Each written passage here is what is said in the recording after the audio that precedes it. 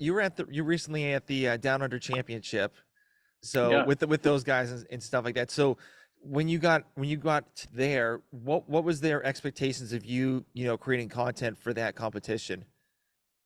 Yeah, so it kind of evolved from last year. So last year was the first time they kind of ran it. It actually used to be a comp back in the day that they kind of brought back, but so I'd say it was year one of the new iteration of the Down Under Championships. Hmm. The first time they brought over like international athletes and stuff like that. So last year they asked me to kind of run the media, and they said to me, we want you to do whatever you did at Torium. So whatever you created at Torium Pro, just duplicate that here. And I said to them, look, I've got this guy that's worked under me as my second in charge guy at Torium. How about I give him the job and I'll create some vlogs while I'm there for myself, and then I'll just give him anything that he needs. If he needs some footage that I captured, I can give it to him and kind of help him. So that was year one. So I kind of did a combination of vlogging and helping the event with their content. And he did a great job. His name's Theo. He did a great job. And then this year he ran it by himself. And I said to the event, I'd love to come down and just work, just do my own thing. Like I don't want to work for you guys. I don't want to work for anyone else. If you'd be happy to give me behind the scenes access, I can just create some great vlogs and just showcase the event. So that was actually my very first event that I've gone to and not shot for any brand. So I didn't have any paid jobs. I was just like, I'm here to create my own vlogs. And yeah, the guys were great. They gave me full access behind the scenes. I can just wander around the warm up zone, and yeah, so it's cool for them to it's cool to know that they see the value in having me there, even though I'm not actually creating for the event. So yeah, I think I created 3 or 4 vlogs there, and they Yeah, went really well. So yeah, yeah, it's cool. yeah. I Yeah, liked it when Jake Douglas told the story of how he got kicked off the team.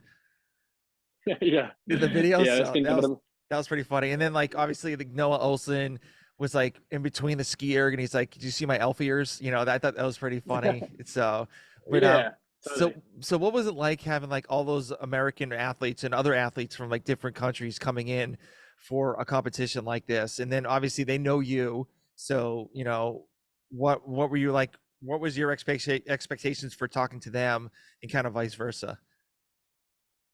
Yeah, well, that's the coolest thing is that there's now, if you take me back 4 years, I didn't know any of these athletes, didn't have any of these networks. So it's pretty crazy to look back over the last 4 years and go, man, I've got this international network now of friends that will come to my country and compete, and we'll just kind of head off like we just saw each other yesterday. Like Noah's a great example. I met Yeah. Noah in 2019 in Hawaii, and then yeah, now we're good buddies now. I took some photos for him and Joanne for when they got engaged Oh, cool. at the games.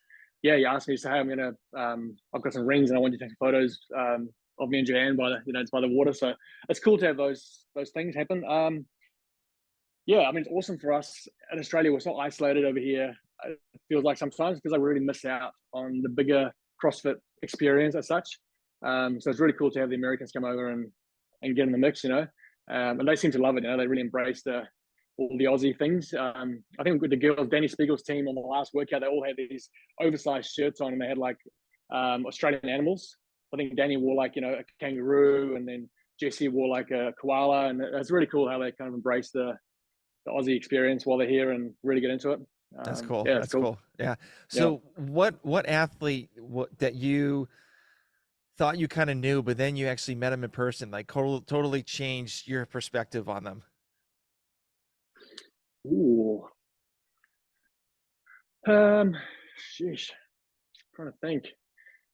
I mean, James Newbury would be a classic. Like if I look back at although yeah, I mean James Newbury's a special one. Like I think I always looked up to James before I met him. I always looked up to him as an athlete. I always um yeah, I always knew he was a great athlete. But then when I met him, just yeah, he's probably been like blown me away the most with his kindness and just genuineness, I guess. Oh, actually, yeah, Jay Crouch the same. Like just the nicest guys. Like they treat you like you're the superstar. Like they always hype your stuff up that you're doing. Um, like James Newbury, he's a vegan. Like he's got a plant-based protein company, and he's just like hyping up and telling everyone about my meat business I've started. I've started a Yeah. dried meat company, and he is this vegan. Like just because I'm his friend and he believes in me. He's hyping up my company that kind of goes against the stuff that he believes in, but my friendship to him is more important to him than he can kind of put that stuff aside and still champion me, even though we've got some differences in that sense. Yeah, he's one guy who really blew me away when I met him for the first time. Pat Vellner, same thing. Like Pat Vellner and Michelle picked me up in Hawaii. I was walking along the road to the gym, and they pulled up and picked me up. And again, just yeah, I mean, all these CrossFit athletes are pretty down to earth people. They all kind of blow you away when you meet them. Yeah, there's no one who really stands out because they've all been pretty crazy to meet.